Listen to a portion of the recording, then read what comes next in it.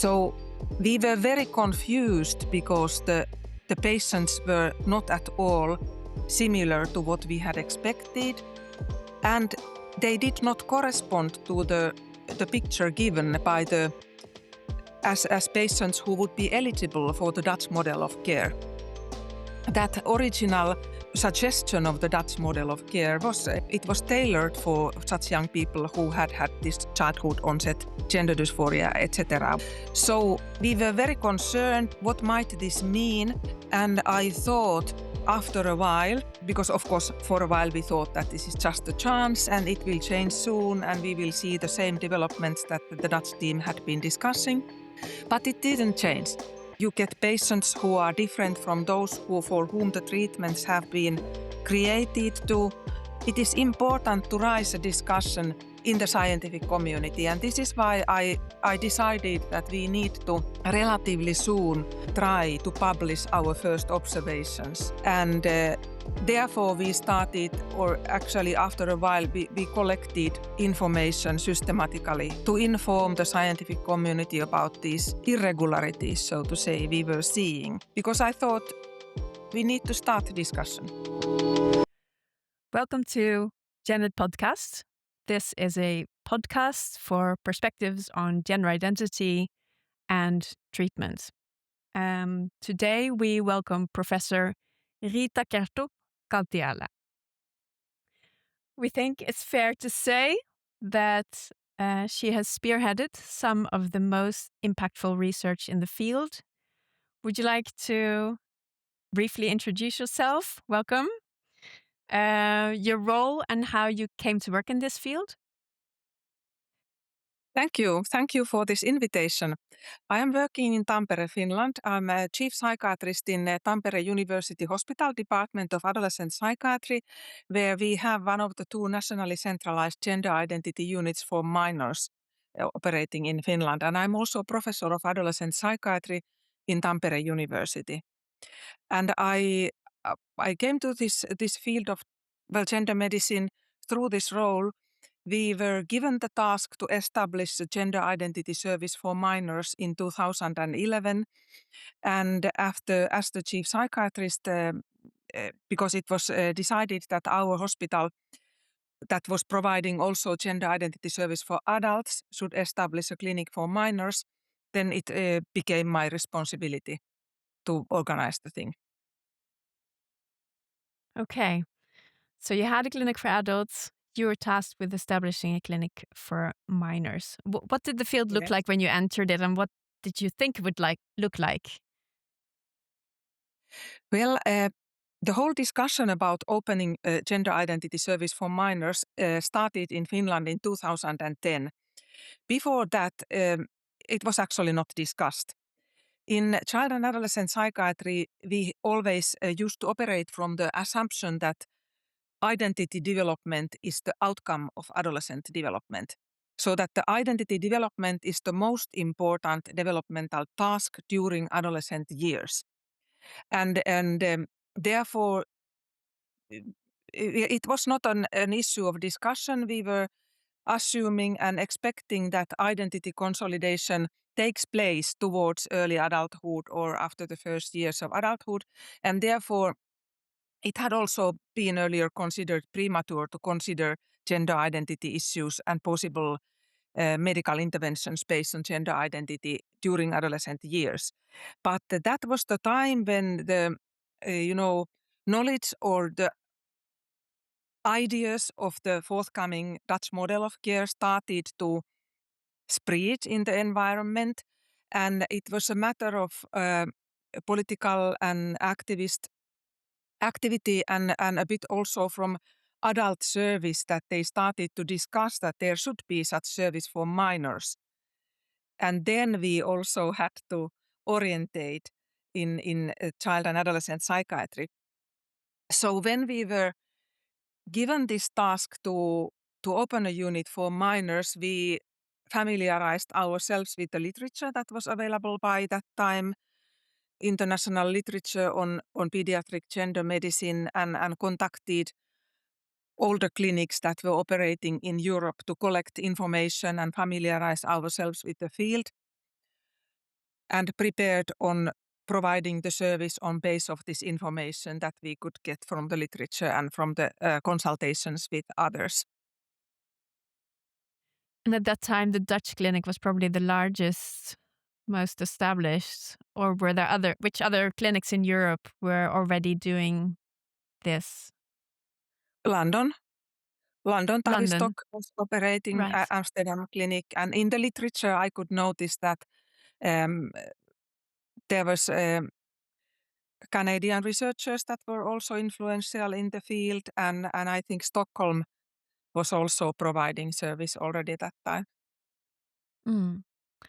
So you started working, you got the task, you started working in this field, you established the clinic. What did that look like? Did it correspond to your expectations?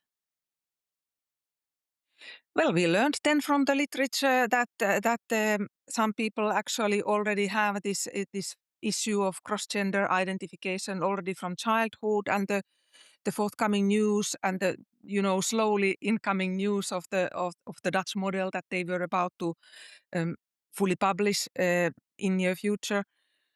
And all the literature was suggesting that some young people, particularly such young people who already have identified with the opposite sex from childhood and maybe also experienced feelings of gender dysphoria during childhood years, if it does not rearrange the identity experience during puberty, but intensifies in the cross-sex identity, then the then knowledge was suggesting that this is probably corresponding to a stable and permanent cross-gender identity among adults, and it could be justified to provide medical intervention already in that early years in order to reach so to say more natural outcome. So in that time the discussion revolved around opposite sex identification, and there was also a lot of discussion about the natural outcome and an expectation in a certain way that there is a certain outcome, like those who identify females, so that you identify either male or a female completely, and there is some desirable look and problematic outcome issues if you don't start the intervention so early. That was a bit different time, because nowadays the discussion revolves around continuum of identities. But at that time, you didn't talk about non-binary identities and that kind of thing. So we have to keep this in mind. So we expected that the young people who would come to the clinic, that firstly they would be only a few, because Finland has a very small population, and that they would be young people with cross-gender identification already from early childhood years. And the literature also suggested that they would more likely be young people with male sex biologically. And literature also suggested that um, this would not relate to mental health issues, so that if they had any psychological issues, we could expect that psychological problems would be mild or moderate only, and related to gender identity itself, like anticipation or occurring physical development, creating stress because that would be perceived as going to wrong direction, or maybe some issues with discrimination and hostility from the environment. And at that time also there was quite a lot of discussion in the literature about parental reactions and risk of hostility and rejection. So this kind of issues we expected to see. Only a few patients who would be early adolescents with a history of childhood onset cross-gender identification and gender dysphoria that would have intensified during puberty, but with not remarkable mental health issues. And we also prepared to work with upset parents and parental stress. So nowadays, when we speak about gender dysphoria or maybe gender incongruence, psychological health is in focus a lot.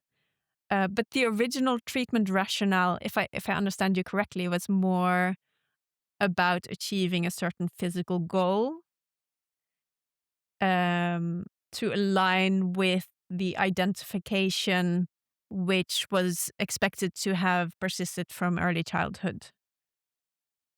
Well, yes, there was at that time, because at that time everybody was only discussing or pretty much discussing opposite sex identification. So it was an important issue in the discussion whether people could pass in the desired gender and if they could have a most natural outcome, most naturally looking like the desired the sex of identification, which would help this so-called passing in the desired gender. And it was assumed that mental health issues, if they exist, they would be secondary to discomfort of developing sex characteristics that do not align with the identity, and also the discomfort arising um, from not passing, so to say, so that not being easily treated as a member of the desired gender. And it was assumed that mental health issues would be mild and secondary. So it was considered that time important that this assumed natural outcome as to physical looks, but also that this would help to prevent the development of mental health issues. That this was because it would bring along reduction of the discomfort related to the body, and also ease of being treated socially in the role of the desired gender. This would be a relief that would ensure that mental health problems would not develop, or if they had already developed, then they would be relieved. So a lot of expectations was placed at that time on the medical treatment also being preventive or bringing relief to mental health difficulties. Yeah, the issue of passing male puberty obviously plays a big part in that, but female puberty has less of a long-term impact in terms of passing if you are a female on high dose testosterone. Is that not correct? Was that part of the discussion? Perhaps differential treatment for males and females if you're thinking the goal is passing in adulthood, or one of the goals? The expectations were so high that most of the young people would be biological males. That I think that all this discussion related to passing was much arising from difficulty in transitioning from male to female. And we didn't expect so many young people whose desire to change would be towards the male. But it's also a fact, but it was not discussed so much that time. But it is also a fact that the testosterone treatment is a very potent treatment and masculinizes the female body to quite an extent easily, even after the pubertal development has gone through. Mm. In 2015, you published a paper on the overrepresentation of natal girls with severe problems in adolescent development, including bullying, social isolation. I have two questions related to that. When did you start sort of studying and publishing what you were seeing in the clinic? That's my first question. And the second one is, were you able to follow these patient trajectories over the past decade or so after you published this study? Well, once we opened the clinic, it became immediately evident that our expectations of what kind of young people would be seeing and what kind of issues we would be working with, they were not fulfilled. So the young people who came in actually were much older than we expected. They were on average 16 years at entering the service. They were mainly young people, female adolescents desiring the change towards the male. And they had mainly, gender identity issues had mainly become actual to them only after the pubertal development had started, or actually the physical development had gone through to Tanner stages, to high Tanner stages. So actual physical development had been completed. And most importantly, they presented with the long histories of severe psychiatric issues. So they had long-term treatment histories in specialist level child and adolescent psychiatry, which really means that the mental health issues have not been mild or moderate. In our system, specialist level psychiatric treatment is provided to people with severe mental health issues, and mild and moderate mental health issues are treated in primary services for children and adolescents, for example, in school health, student health services, and in mental health services that have been built in primary care. So specialist level psychiatric treatment is dedicated to treating severe psychiatric disorders, regardless of which disorders exactly, because we have mild and moderate forms of practically all psychiatric disorders. Like you can have mild depression or very severe depression or anxiety disorder or whatever actually. So they had long-term histories of requiring specialist level psychiatric treatment that usually had onset in well before puberty and well before any onset of gender identity issues, before they ever started to question their gender or being concerned about their gender.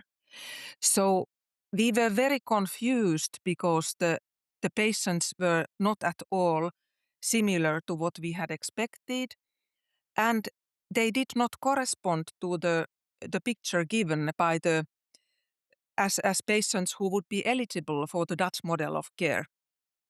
That original suggestion of the Dutch model of care was dedicated, or it was tailored for such young people who had had this childhood onset gender dysphoria, etc., what we discussed a bit earlier. So we were very concerned, what might this mean?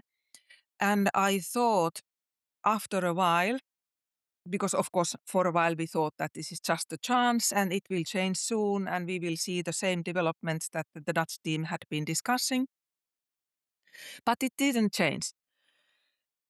So of course I started to think that there is something, maybe things have changed or they are changing, and I need to inform the scientific community that we are seeing an irregularity, which is normal if you think about any activity in medicine.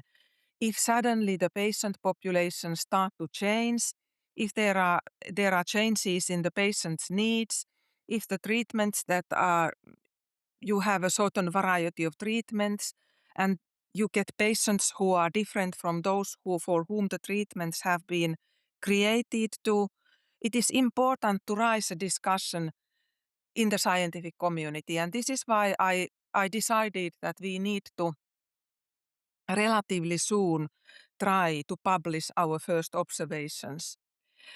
And therefore we started, or actually after a while, we collected information systematically to inform the scientific community about these irregularities, so to say, we were seeing. Because I thought we need to start the discussion. Hmm. What were the responses like when you started to analyze and publish what you were seeing in the clinic? We were then at that time also liaising actively with other clinics and seeking our way to be connected with people doing the same work in other countries. And in quite many different teams, people actually said that, yes, we are also seeing the same kind of phenomena, and this kind of changes have occurred in our clinic as well, if they had a long history of operating, or if there were new clinics, because new clinics were opening. Quite many actually said that they were seeing the same kind of patients as we were seeing. So then I, of course, expected that there will be many similar papers reporting similar findings, and we will start discussing about what would be the optimal treatment approaches to this new kind of patient clientele. But it didn't happen, because I hadn't realized at that time that this field of medicine is so contested and politicized, that there are also many parties who don't want to hear about this kind of observations, and do not want to admit that there are other problems in the young people seeking for medical gender reassignment than simply a permanent identity that would justify or even require medical treatment. So there were also many parties who did not want to hear this news, but that time I didn't really realize it. Yeah. So that was back in 2015-16. That's very Yes, that interesting. We're was. going to come back to that. But first I would like to take a step back and talk a little bit about the how how youth gender clinics operate practically. So in your clinic specifically, how would you describe a typical pathway through the gender clinic for a child or adolescence? So if we start with the entry point, explain to us what happens when a child comes to the clinic. Would they come in with a prior diagnosed condition regarding gender identity, or is that the gender clinic's job to assess or reassess? And also, how would you speak to a child who comes to the clinic who perhaps already has socially transitioned at home or in school? And how would you communicate with parents, perhaps with a family doctor about the child? Then I'm thinking about names, pronouns, saying boy or girl, etc. Can you talk about the entry point first? Okay, so in Finland, the young people first comes a referral from a doctor. So they require doctor's referral, and we expect that the referral has quite a lot of information about the young person's developmental history and the history of their gender concerns and feelings of gender dysphoria, and the family situation and mental health history and that kind of things, as we normally expect in child and adolescent psychiatric services. And in the Finnish system also, this was not the case back in 2011 to 15, those years. But since the national guideline was issued in 2020, we actually expect that a first-line intervention, which would be providing psychosocial intervention to reflect identity, different parts of identity, and reflect to improve self-understanding and ability to reflect one's identity, has been provided in the local services. But we do not require any kind of prior diagnostic, actually. Another issue what we require So nowadays what is... would that? Sorry, what would that look I mean like? that the referring agent does not need to know kind of...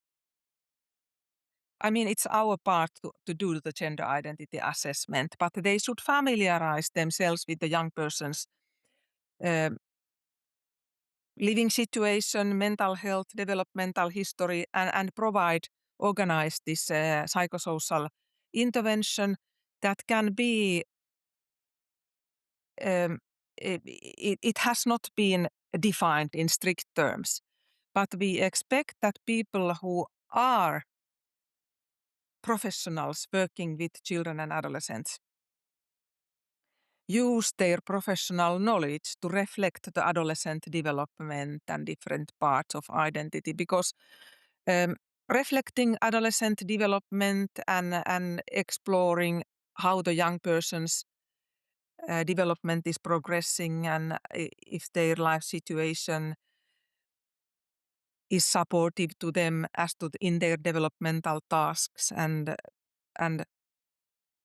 how they see themselves and the different facets of their identity. It's routine work in, for example, in any services that help adolescents with any kind of mental health issues. So they can use a variety of approaches, but they should explore the young person's identity experience before writing a referral to specialized gender identity unit. It is the task of the gender identity unit to assess the appropriateness and timeliness of possible medical gender reassignment. But as we are a nationally centralized unit, we cannot take the kind of such a comprehensive responsibility of meeting all the young person's needs. So the local services have to make sure that they meet the possible needs related to educational issues or mental health issues or possible child welfare issues, etc. Because there needs to be a safety network in the local level, whether or not the young person problematizes their gender. But say once they come to the gender identity clinic, we carry out quite a comprehensive assessment. We work in a team of an adolescent psychiatrist, a psychologist, a social worker, and a nurse expert. And all these professionals participate in the assessments. We meet the young person and their parents together and separately several times over a course of months. And then And finally, we collect all the information that we have. The whole multidisciplinary teams has created. Together, we create an understanding about the young person's identity development and needs related to gender identity and other needs and what are now the most urgent needs. And then we create our joint understanding what would be the optimal course of action right now. The responsibility for differential diagnosis between a gender identity that you might consider long-term and persistent, or maybe something else is going on. You mentioned sort of mapping the whole situation of the child as well. Where is that done, or is that a collaboration with the local, the more regional healthcare resources, or does that happen in the clinic? In the clinic, so it is the responsibility of these two nationally centralized gender identity units to do the diagnostic work and formulate the recommendation and regarding issues related to possible medical gender reassignment. But then if it turns out that the young person more urgently needs something else, which is usually the case related to more severe mental health issues, more severe or mental health difficulties, or other problems, then they have to be, these problems need to be, or these needs need to be met on the local services. So we refer back to the referring agent and give our recommendation of what should be organized. When we first opened the gender identity unit, for example, it was very often the situation that the young people who came to gender identity assessment had actually withdrawn from many normative environments, like they were not going to school. If they needed the mental health treatment or psychiatric treatment, the treatment was not progressing. They were maybe not engaged, and many professionals felt that gender identity is something so special that they cannot provide the normal services, or they cannot do their normal work. Like, for example, schools felt uncertainty facing gender identity issues and thought that maybe gender identity assessments need to be prioritized over re-engaging to school. Or there was also a situation that child welfare needs were not met because everybody around the young person thought that gender identity is somehow so different that the routine issues dealt with in education and child welfare and health services do not apply. But this has fortunately totally changed many, many years ago already. So local services, whichever are needed in any given situation nowadays, manage their own responsibilities, whether or not the young person problematizes their gender. So if there are any needs of special services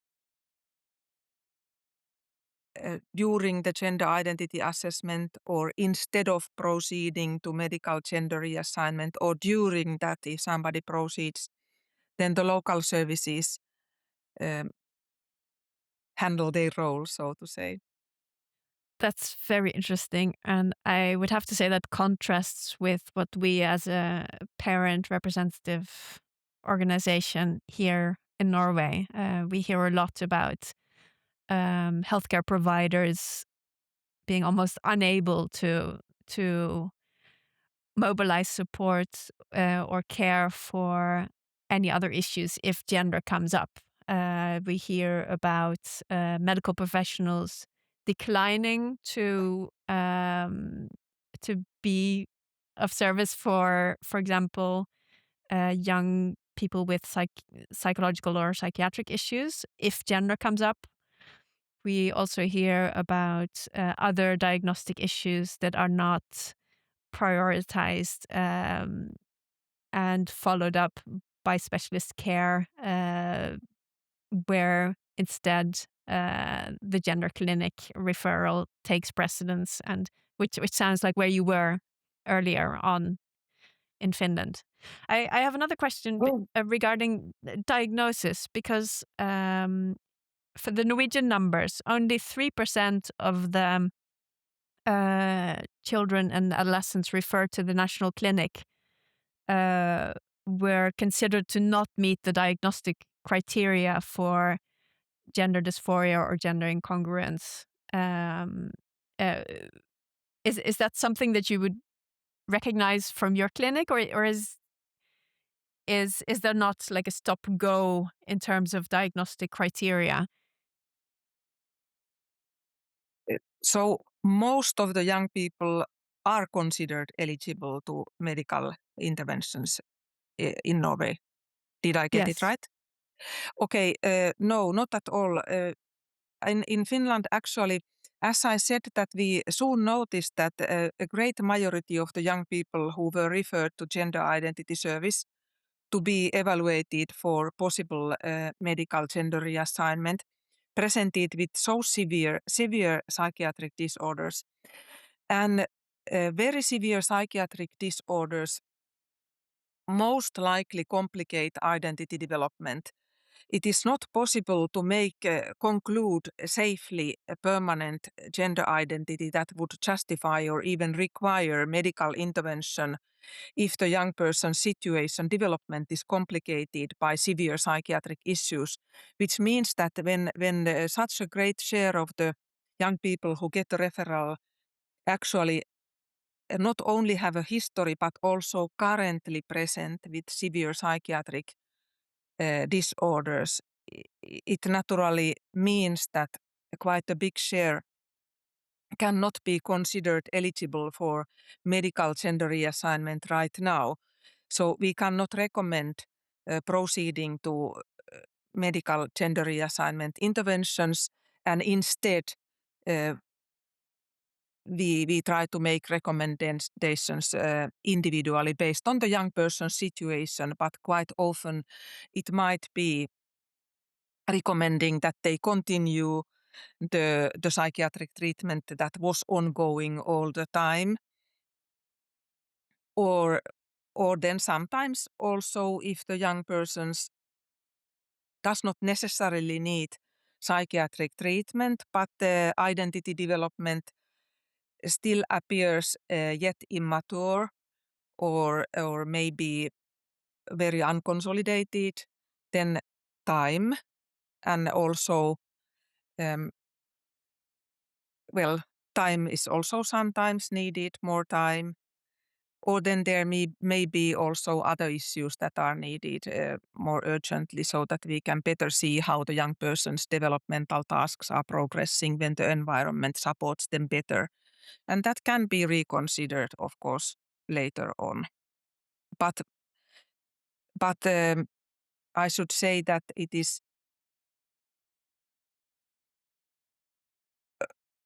it is not a vast majority, but rather a minority who actually proceeds towards Yeah. medical interventions. Yeah, to be clear, in Norway, if they're not, there's a tiny group who are considered to not meet the diagnostic criteria for gender incongruence, but then another group would be not considered eligible for treatment because of, for example, severe psychiatric Oh yes, issues. So yeah. to clarify, yes, and then there's another group that steps back themselves, that desists from the wish to pursue treatment. So there's different groups. There was just the tiny number that by the clinic were told the diagnosis is not right. Can you tell Okay, me so about? can I comment on this? Yes. Yes. Sorry, I kind of myself was too straightforward to assume that you meant with the diagnosis almost equal to proceeding to treatment. So of course, it's actually in no field of medicine that the diagnosis would be equal to a certain treatment. So diagnosis is of course a kind of a starting point, a way to communicate between the professionals what is the problem of the patient, but then there are very few situations where diagnosis would automatically imply that certain treatment is needed or necessary. So of course also in this case that there are different parts, but it's also the matter that we are using ICD-10 in Finland, and I think you must be using ICD-11 because you're talking about gender incongruence, and the diagnosis of gender incongruence is actually very weak. It's only descriptive, that this person more or less expresses that they feel incongruence between their biological body and their experienced gender.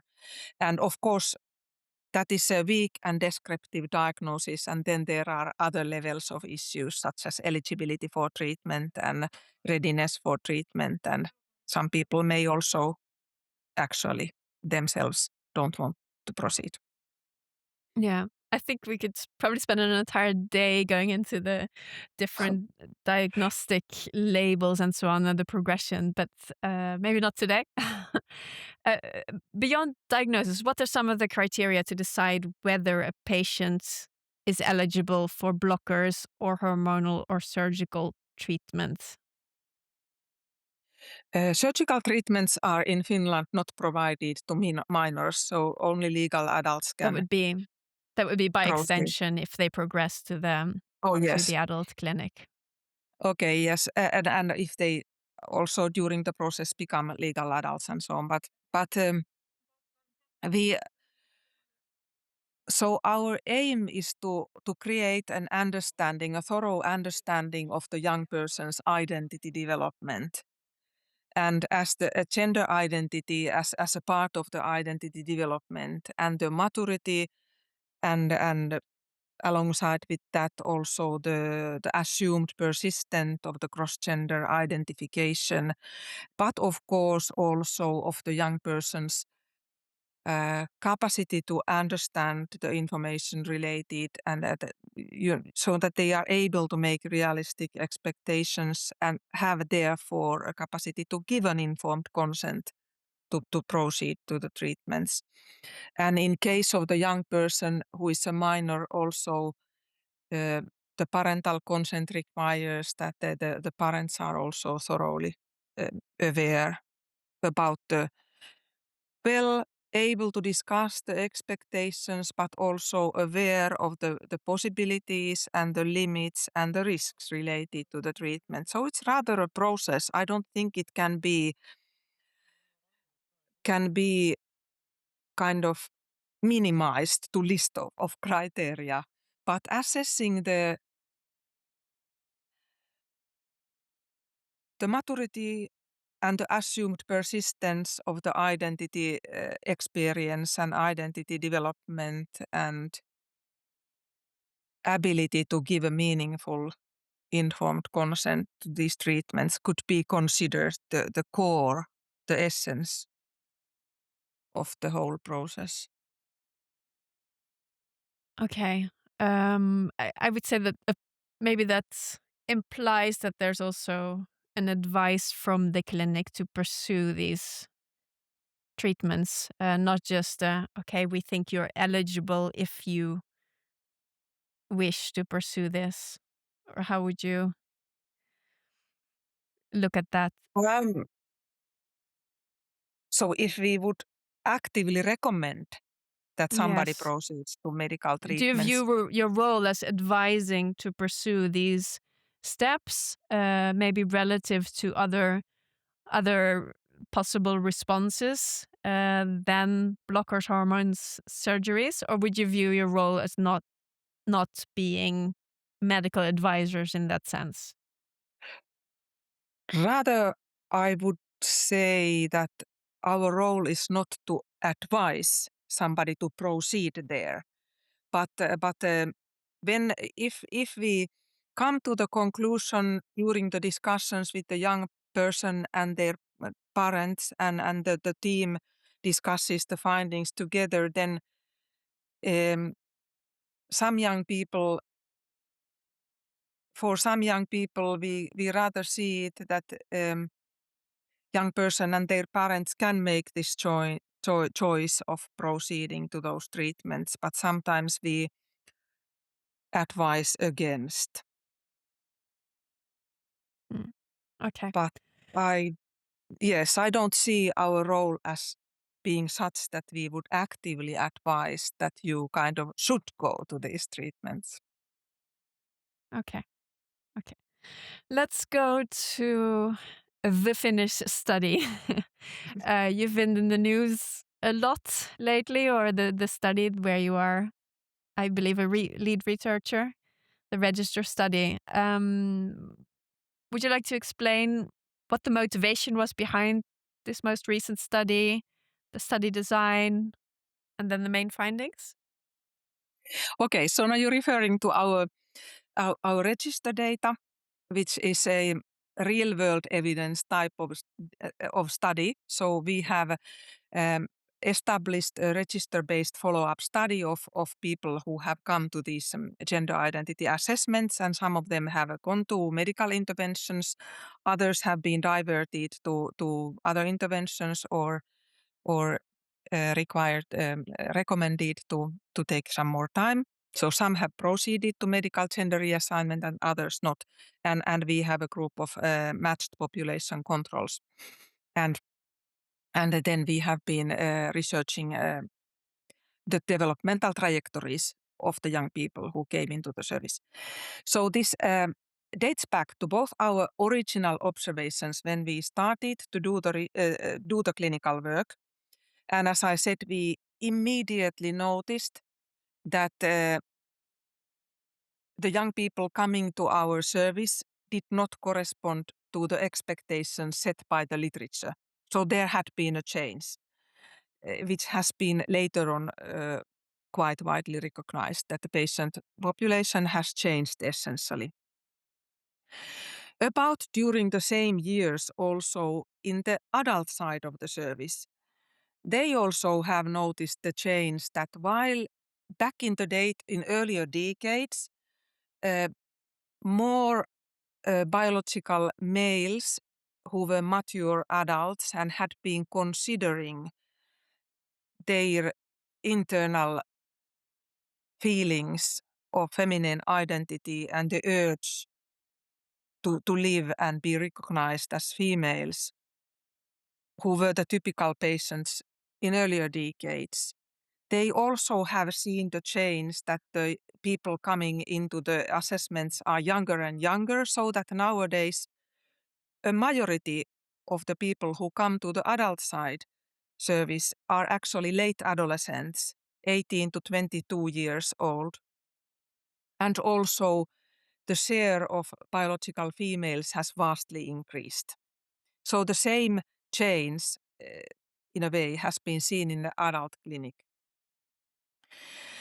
And also during the past decade, as I also suggested a bit earlier, there emerged the discussions and emerged people to the assessments with a number of different identity experiences. We were no more meeting people identifying with the opposite sex, but also meeting all different kinds of non-binary identities.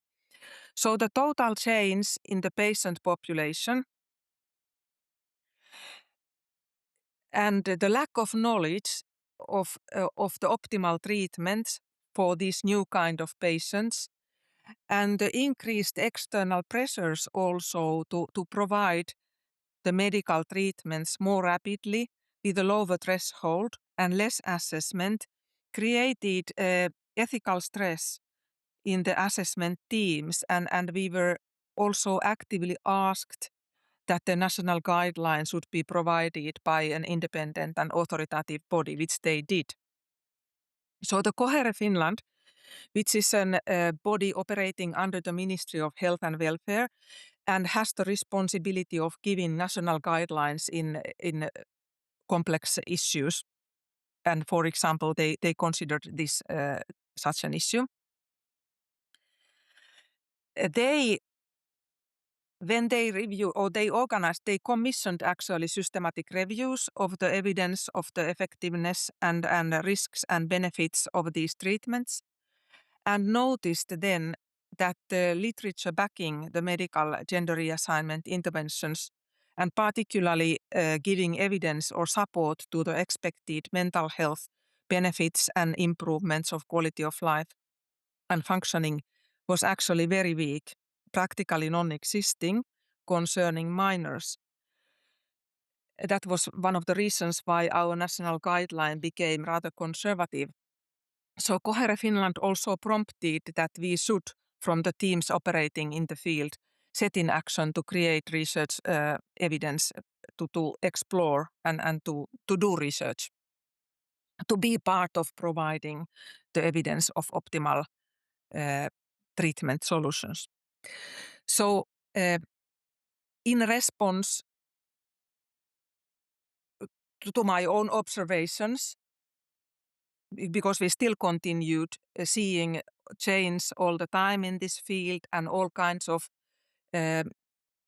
contradictory observations and contradictory expectations, and also started to see that not at all young people who proceeded to medical interventions started to thrive. So we also noticed clinically that the expectations that young people who proceed to hormonal treatments would start to thrive were not also met. So this created to me an urge to contribute to scientific research or all this. And of course, it could not be initiated too quickly after opening the service because we didn't yet have so many young people. But as soon as we thought that it is possible to obtain meaningful information from the registers, we set in action to set up this data to this research project. And I chose the register research approach because Finland, like other Nordic countries, maintains excellent population information, health and social care registers that are used in a number of fields of medicine to study a number of issues. It's beyond listing because register research is so active in any field of medicine and also in psychiatry. Many questions can be explored utilizing these excellent nationally representative and comprehensive registers. So it was a natural source of information to turn to. So the register information can be obtained for research purposes under strict protocols of ethics evaluation and permissions by appropriate authorities and under strict requirements of data security. So we went through the whole of these processes that are required to be able to carry out register research and have been using that. And so my team is particularly interested in how are those young people who have contacted gender identity services desiring medical gender reassignment, how are they faring in the long run? After years and some also after many years. And we have chosen to focus on young people under the age of 23 because, as I said earlier, 18 to 22 is actually a developmental period of late adolescence. And we also knew from discussions with the adult team that they were seeing exactly the same phenomena clinically that we are seeing on the minors, service for minors. So it is a natural extension to people contacting during age of minority to include the young, the late adolescents. It's also defined in Finnish healthcare law that we have kind of officially defined people under 23 as adolescents. Young people under 23, for example, have a certain guarantee to accessing psychiatric services. We called it we could call it there's a maximum waiting time have been stipulated to specialist level health services. And it's usually in healthcare maximum waiting time after the need for health service has been recognized is 6 months. But in child and adolescent psychiatry, it's only 3 months, and it is extended up to 22 that you have to get access within a maximum waiting time of 3 months if you are so young. So according to this, we define young people up to 22 as adolescents. Yeah, that makes sense. What were the main findings of the study, and how did you design it?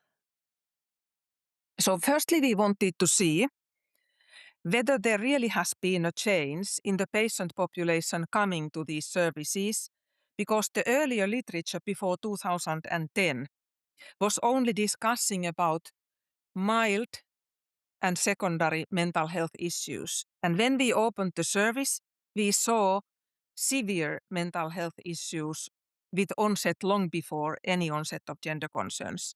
And the same reports were coming from the adult side of the services. So we wanted first to see if there really has been a change in the psychiatric burden in the population contacting these services, desiring access to medical gender reassignment. So we wanted to compare people who had come to service earlier and later. And second, we wanted to see then what is how is their psychiatric health in years to come after this time point when they have come to gender identity service. And of course, when some of the young people who have come to gender identity service have proceeded to medical gender reassignment and others have not proceeded to medical gender reassignment, we also wanted to see what are their psychiatric needs in those two groups. And we had a population control group because over the years, our data includes people who have contacted gender identity service already from mid-1990s. So over the years, there has been a change in mental health awareness. We are nowadays talking about the youth mental health crisis globally, and the society probably has changed as to their attitudes of gender identity issues, and also the number of people contacting has changed. So there have been lots of many different changes in the society. So change over time was one matter of interest, but also because changes may have occurred in the whole population, it's important to have a population control group to compare to. And so we compared these groups, and we were able to demonstrate that indeed young people who had contacted gender identity services until or by the year 2010, they presented with more psychiatric history than the controls. But after 2010, so 11 and onwards, the young people who came to gender identity service had a much more commonly a history of severe psychiatric disorders, as demonstrated by need of treatment in specialist level psychiatric services. So that was one of the similar change had not occurred in the controls. So the whole population has not become to require more psychiatric treatment. The whole population has remained about equally commonly in need of psychiatric treatment than earlier. But there has been change in those people who contact gender identity services. And then we explored how commonly have they needed psychiatric specialist level treatment after the period of being assessed in gender identity clinics. And we observed firstly that of course those young people who had a very strong and severe psychiatric treatment history, that was one of the reasons why they did not proceed to medical interventions. So those who did not proceed to medical gender reassignment had more commonly a severe history of psychiatric needs than those who could proceed. But then when some had been treated and others had remained not in medical gender reassignment treatments, after a period of at least 2 years, but in longest follow-up cases, because we had people from a long inclusion period time, and the longest follow-up times were up to 20 years. Actually, those young people who had proceeded to medical gender reassignment, the proportion of them who had needed required psychiatric specialist level treatment had increased a lot. So in the end, both groups, those who had proceeded to medical gender reassignment and those who had not, had equally commonly needed specialist level psychiatric treatment, whereas the controls had remained on their low level. So that doesn't mean that it is not automatically that as population gets older, they need more psychiatric treatment. Yeah. So controls did not need it more.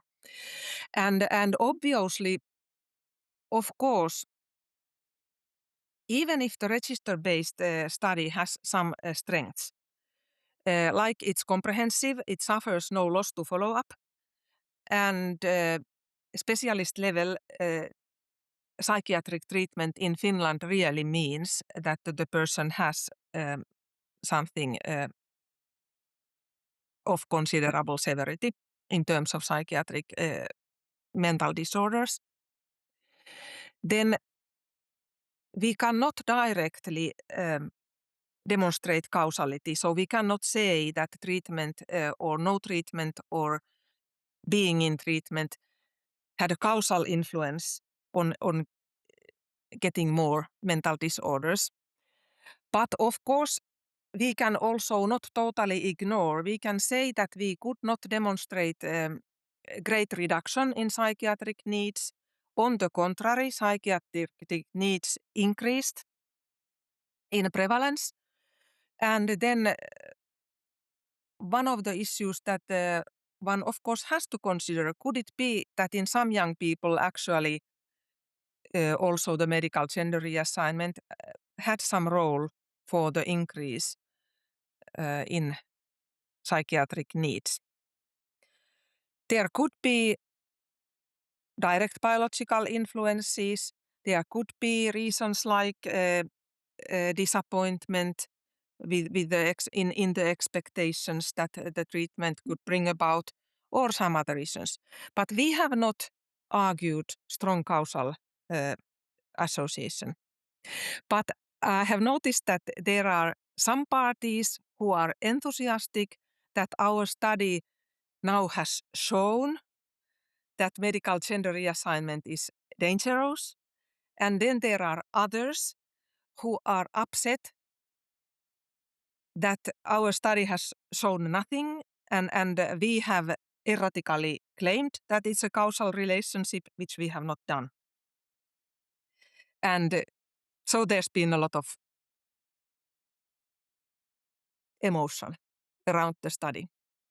Yes, there appear to be many strong reactions. I have some questions. I have actually a question about the group that did not receive treatment. Because some prior studies suggest that if left alone, gender identity related distress is likely to resolve without treatment in a majority of children and adolescents as they progress through puberty and mature into adulthood. But those studies are mostly quite old. Could your register study be considered some sort of a counterweight to the balance of evidence on that? Or do you think these groups are not equivalent? Well, yes, our register data cannot directly contribute to this discussion. There have been a handful of cohorts where children, prepubertal children, who have identified usually with the opposite gender, they are a bit older and they are usually clearly have been identifying with the opposite gender, have been followed to adolescence and even to adulthood. And those studies suggested that if you do not intervene, of course, provide support to the young person as needed, then most of these children experience reorganization of identity experience during puberty. But then some have argued that later studies would have shown that this is not the case. But if you carefully checked to what literature they refer to, you will see that there are some studies that clearly suggest that if you actively intervene and support social transition in prepubertal children and also maybe intervene medically with puberty blockers as early as possible, even maybe before the signs of physical puberty or at least in the first signs, then they will be more likely to maintain the cross-gender identification at least into adolescence. We do not, but this has been when they have been actively supported in this identity and also medical intervened.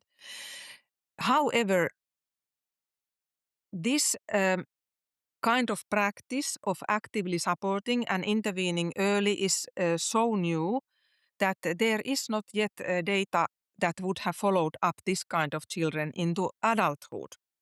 And we do not have actually naturalistic follow-up studies of adolescent onset gender concerns, gender distress, or cross-gender identification, because at the same time when the adolescent onset gender dysphoria or cross-gender identification or gender concerns became an issue, at the same time also the practice of applying the Dutch model also on patients who had experienced the first onset of gender dysphoria during adolescent years started to spread, so that we actually don't have such naturalistic cohorts that would have been followed. So it is really not known nowadays what would be the natural cause of adolescent onset feelings of gender dysphoria or sex discordant gender identity experience. I would also like to emphasize that feelings of gender dysphoria and identity not aligning with the bodily characteristics are not the same. Some young people can be greatly distressed about their gender, even if they are also their identity development is in the status of identity diffusion, or at least not consolidated and not stable. And some young people, of course, can have stable and unproblematic identity experience which is discordant with their sex, but they do not experience necessarily dysphoria. So it is a very complex issue, and the relationship between this phenomena is complex.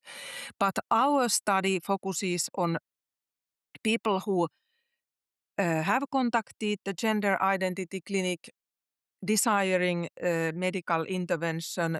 So, for example, they are not representative of all young people who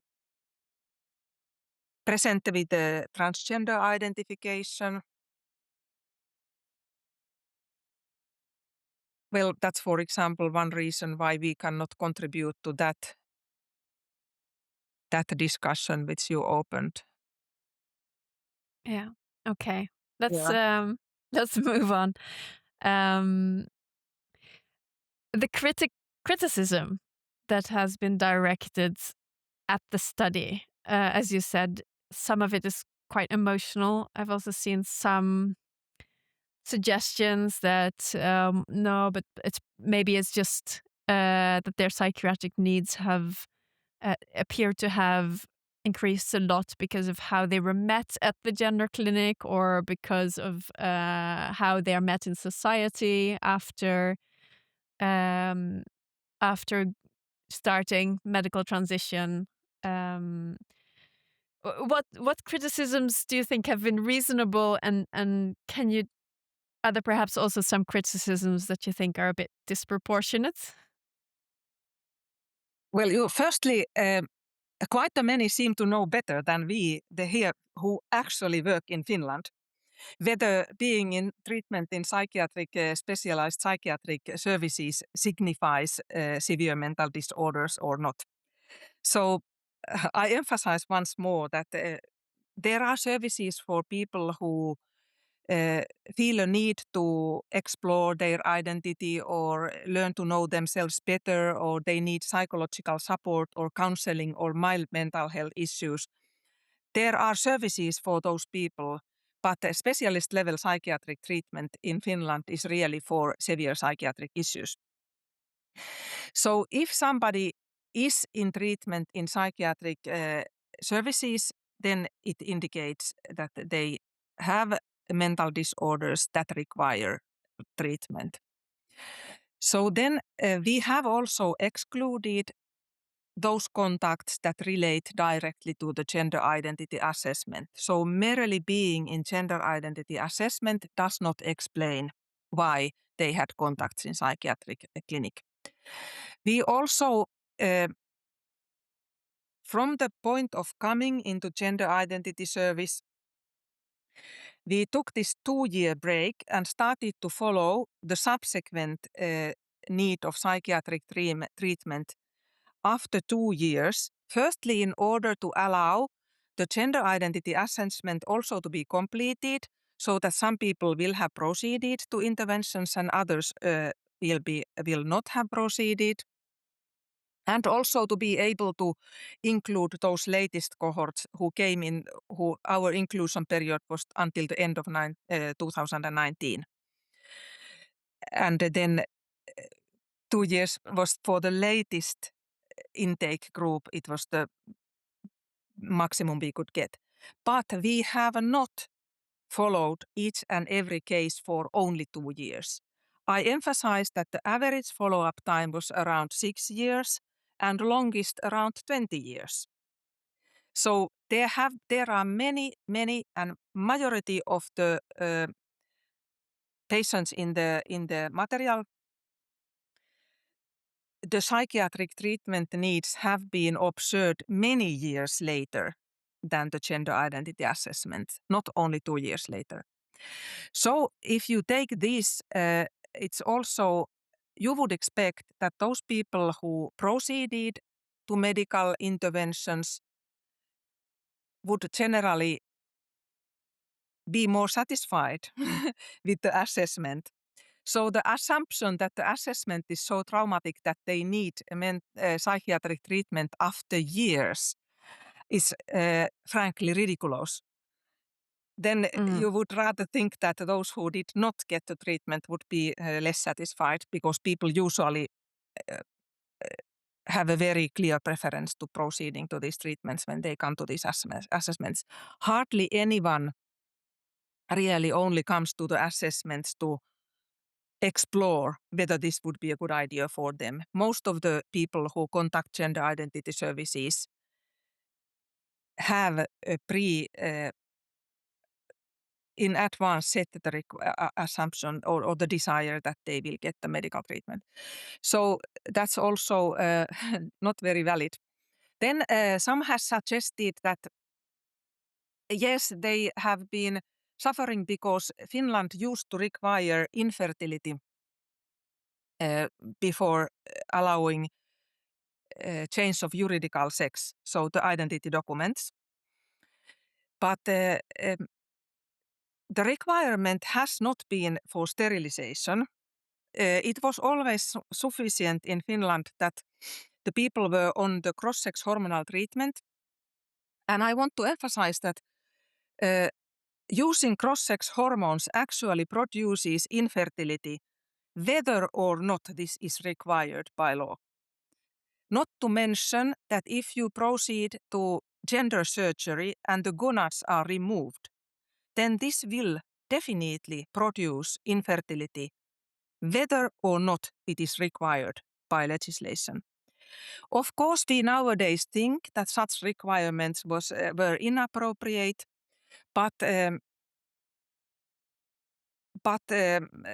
was firstly never forced sterilization, but requirement that such certificate be produced, that the hormonal treatments have made the person infertile, and they will make person infertile whether it's required or not. And well, that was probably the most common. Did you have knowledge of other typical critics? Well, I have one more, not about the content as such, but it appears that some people are advocating and mobilizing to try to achieve a retraction of the publication. I'm not sure if you've heard about that. But let's just say that even with some limitations, because it's a registered study, it has a lot of strength and it's an important contribution to the field. And I find it more shocking that after decades of this types of treatment, there are not more papers describing, how have these patients fared after these interventions, which are very drastic. I want to thank you for the paper as such. I have a question regarding, over time, a gender clinic will see hundreds, even thousands, maybe pediatric patients, and consider them for puberty blockers, cross-sex hormones, and potentially eventual surgery. So given what we know now about the complexity, psychiatric comorbidity, difficult backdrops in these people's lives, uncertainty in outcomes, what's your view on how should gender clinics and youth gender clinics operate in their current form? Well, that's a very complex question, but I think it's better that even if there has been this kind of problems that the gender issues are considered so special that young people's even educational or child welfare needs are sometimes not met when people around the young person thinks that gender is so special that normal realities and rules and practices do not apply, which is bad. Too much exceptionalization. Then on the other hand, I think that also given how contested the field is and how much external pressures there are, it is in a way also good that expertise is centralized and knowledge is then accumulating. So on the one hand and on the other. Then I think it's also important that the scientific community and the societies should make sure that you mentioned this attempt to retract our recent paper. So this is a typical ideologically driven activist activity. Some people do not want to hear anything else but papers, however low quality or however surprisingly jumping to conclusions that medical gender reassignment is not only necessary but life-saving, and only this is an allowed conclusion, whatever your data shows. And this is not how medicine can develop. Medical science has to accumulate knowledge all the time and re-evaluate practices. And if new kind of patient groups emerge or established treatments no longer work or there are complications, then they have to be taken seriously and re-evaluated and research has to produce approaches for all types of patients that we are meeting. We don't know yet where this is going. But generally, cancelling researchers, defaming researchers and clinicians, attacking personally, and trying to silence scientific findings that somebody doesn't like. That's not the way how patient safety increases in any health service. This field of medicine has to be subject to exactly same requirements of accumulating research data and applying research findings into developing practices and ensuring patient safety than any other field of medicine. It's fully normal and has taken over hundreds of years that when we find out that the old treatments are not good for everybody, we try to reevaluate and find something else. If this did not happen, medicine would still be in the Middle Ages. So it has always been the case that practices are re-evaluated. I think it's really unfortunate that the scientific community has been constrained by political activism in this field, and that should come to an end. How do you think it's affecting the research efforts at the moment? I assume it is affecting researchers in many places. Firstly, there may be researchers who do not dare enter the field because they know about the hostility. They know about examples where people have suffered problems on their careers and clinical and research careers. And people may feel hesitant to even participate in any discussion. Both citizens and scholars and clinicians do not dare participate in the discussion and speak out their observations or opinions because the field is so aggressively controlled by this kind of attempts to defame and silence and cancel scholars and clinicians. And also it can also complicate the possibilities of doing the research, as such attempts have been tried in order to prevent scholars from obtaining data. Yeah, I think it also affects clinician recruitment. So the people who work in the field, who apply to work in the field. You're an exception in a way because you came into the field very early and you started asking questions. But those who enter the field now, my impression via GENID is that they are less likely to be careful and balanced because then they steer clear of the field, and they are more likely to really believe that this is life-saving. So they come in with the belief and they stick to it. So the people you meet as a parent, for example, are less likely to have any doubt themselves, and I think that's very dangerous in any clinical field. Yes, you shouldn't in no case be totally dedicated and completely considering some kind of an approach as a only one and the perfect one, because there is always the possibility that there could be better treatments and there can be complications, there can be reasons to find more variety. But it is typical in this field that if you express any doubt about rapid proceeding to medical gender reassignment, you are quickly labeled um, with a couple of typical labels and attacked, and it kind of there are lots of attempts to prevent you from speaking out and participating. But it cannot be that only people who have a certain opinion can have a word. I Absolutely. really think that there are people who can have a better life after, whose life can improve with the interventions that modify the secondary sex characteristics. I do not think that any other problems at the current state of knowledge.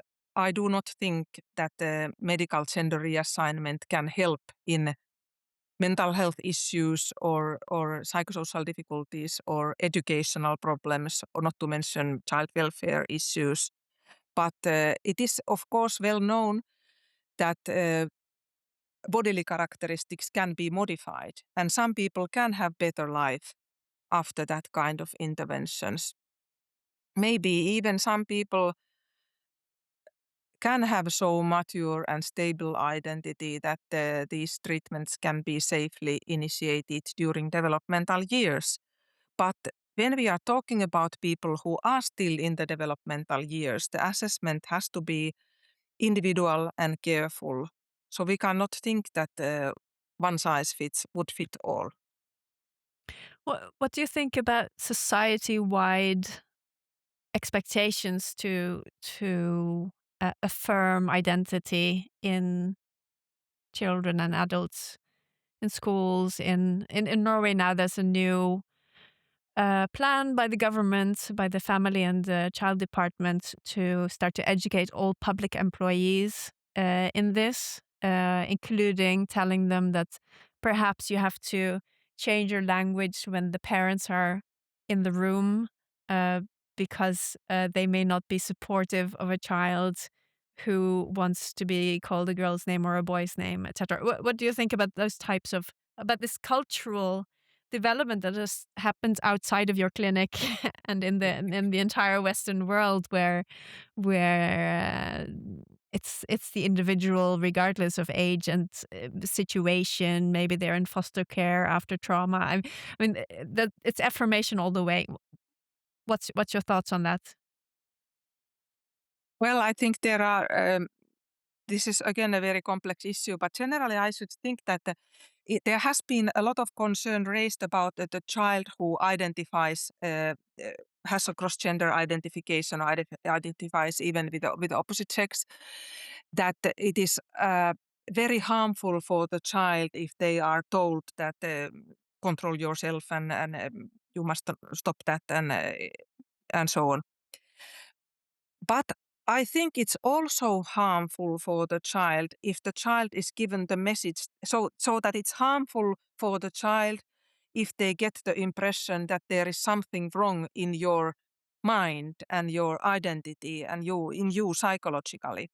And But your I think body. it's also harmful if the child gets the message that there is something wrong and erratic and shameful and problematic in your body. So children should